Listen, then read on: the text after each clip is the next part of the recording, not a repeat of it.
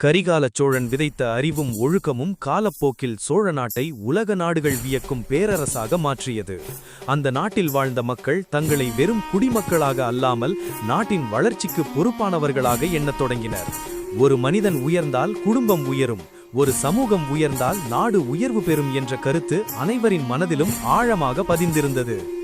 சோழ நாட்டின் தலைநகரம் நாளுக்கு நாள் மேலும் பிரம்மாண்டமாக வளர்ந்தது.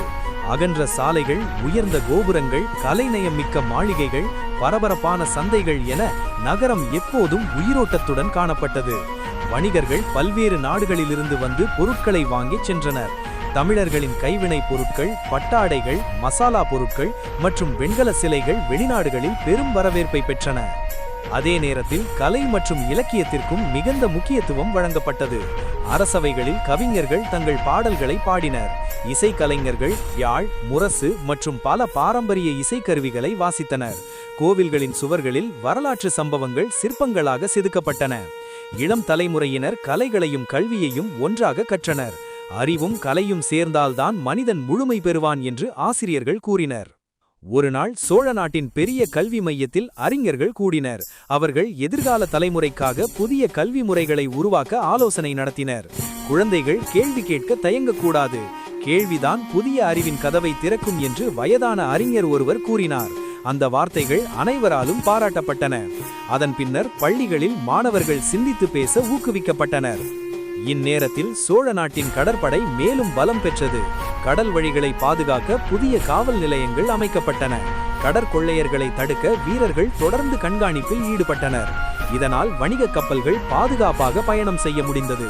உலக நாடுகள் சோழர்களின் கடற்படை ஒழுக்கத்தையும் திறமையையும் வியந்து பார்த்தன.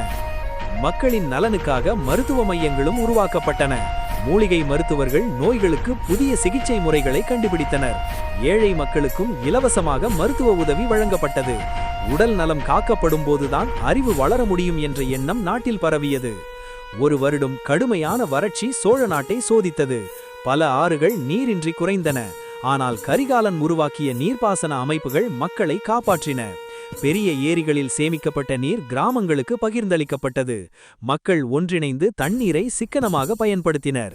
அந்த சவாலையும் சோழ நாடு ஒற்றுமையால் வெற்றிகரமாக சமாளித்தது.